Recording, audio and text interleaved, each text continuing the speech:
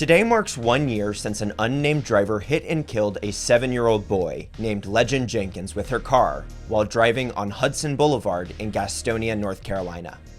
The driver didn't face any charges, but just 2 days after the death of their child, both of Legend's parents were charged with felony involuntary manslaughter, felony child neglect, and misdemeanor child neglect. Investigators say the driver of the car is not facing charges. Police say the child was unsupervised when he stepped out into traffic. Therefore, they are saying his parents should be held responsible. Wow, this kid just died trying to go to the store. I mean, and I probably did it 100 times as a kid growing up in Philly. I walked to school at first grade, let alone go to the store. And so that was something that's just probably a different era. Technically, by the rule of the law, this is something that they could charge with. They were taken to jail, where they were kept for 25 days before pleading guilty to felony child abuse.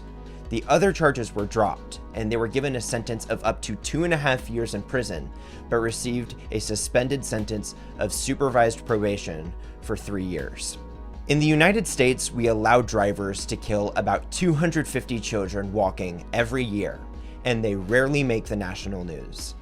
But Legend's death was reported on by NBC and the New York Times in publications far beyond North Carolina.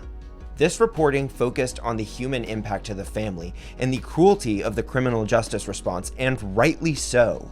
The decision to charge the parents here and let the driver walk free is unconscionable. But nowhere in this reporting does anyone seem to be genuinely interested in investigating the root cause of Legend Jenkins' death so that we can prevent it from happening again. And it's not the parents that allowed him to cross the street with his brother unsupervised by an adult. And it's not even the driver that hit and killed him.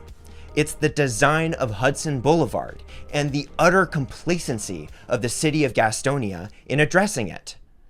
See, this is Gastonia's 2014 Comprehensive Pedestrian Plan, released 4 years before Legend Jenkins was even born.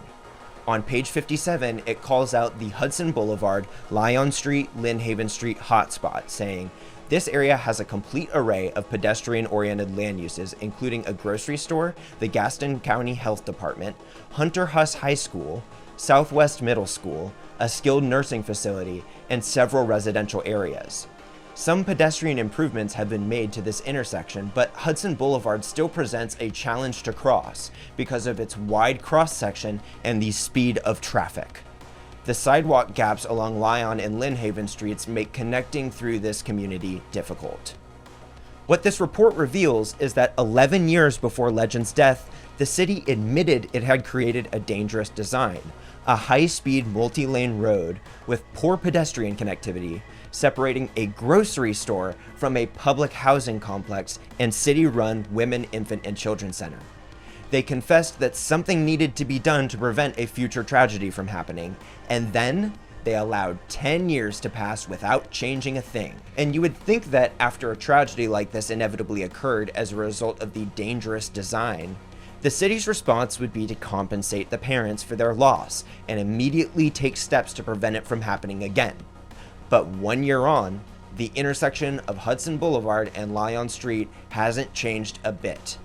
Nobody seems to be talking about fixing it. And instead, the city's way of making it right was to criminally punish the parents of Legend Jenkins and allow the driver to walk away scot-free. Here's the rationale, straight from the mouths of the cops who charged them. While the Gastonia Police Department offers its deepest sympathies to the family for the heartbreaking loss of their child, the investigation revealed that the children involved were unsupervised at the time the boy stepped into traffic. In such cases, the adults must be held accountable for their responsibilities to ensure a safe environment for their children. At this time, there is no evidence of speeding or wrongdoing on the part of the driver. Therefore, no charges have been filed. The driver continues to be cooperative, and the incident remains under active investigation by the Gastonia Police Department's Traffic Division. Their phrasing, "adults must be held accountable for their responsibilities to ensure a safe environment for their children," it makes my blood boil.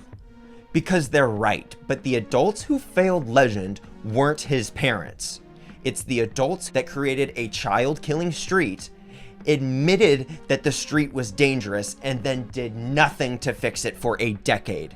Then redirected the punishment for the death of a child caused by the design of the street towards the parents who allowed their children to cross the dangerous street unsupervised.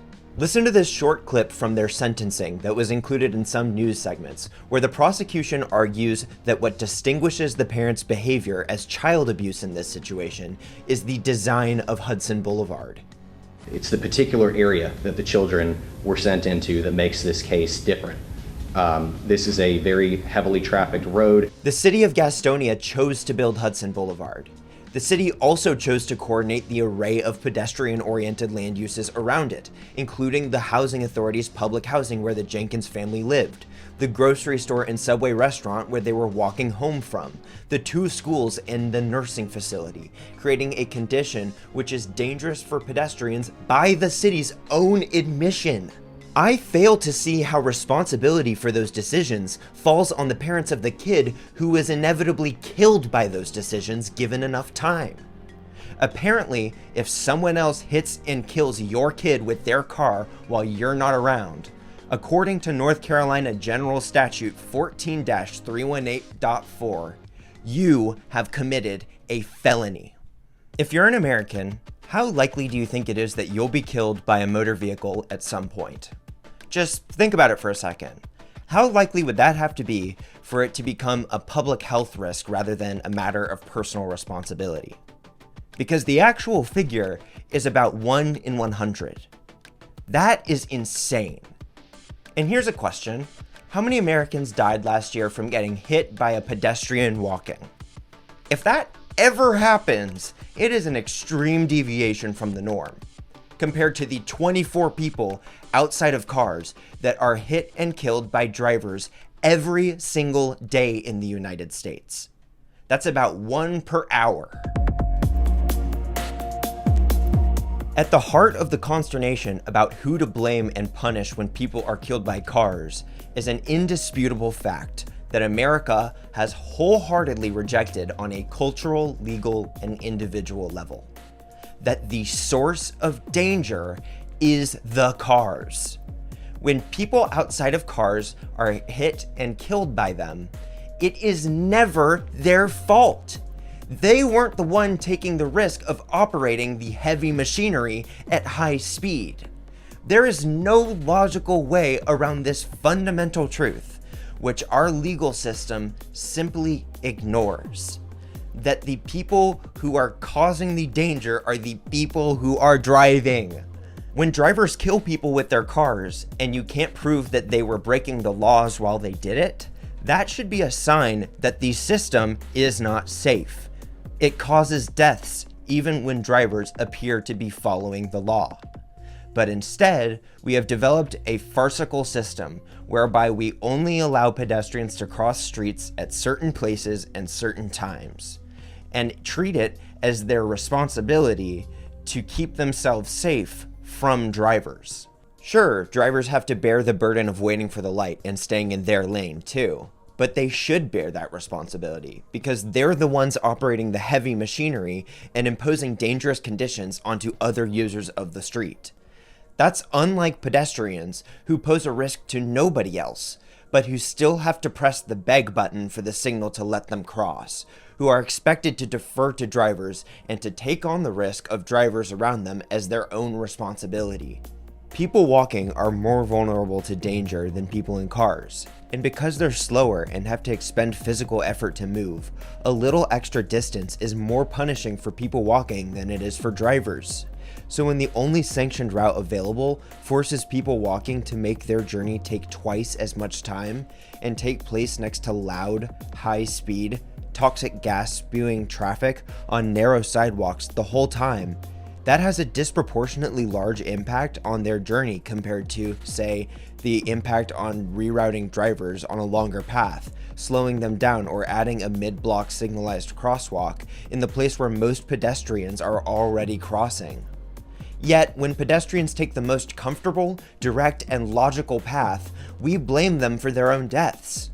We make the rules of walking dangerous, inconvenient, and unpleasant, then blame the victims if they are killed by a driver while not following the letter of the law. It allows for a perfect allocation of blame, with no need to do the hard work of fixing dangerous streets and preventing future deaths. Before the modern traffic engineering paradigm, where everybody gets their own space to dominate, be it the lanes for the cars, the bike lanes for the bikes, or the sidewalks for the pedestrians if those things exist at all, the whole street used to belong to everybody. It was simply public space to be used by all, and there was no such thing as a mid-block crossing or jaywalking.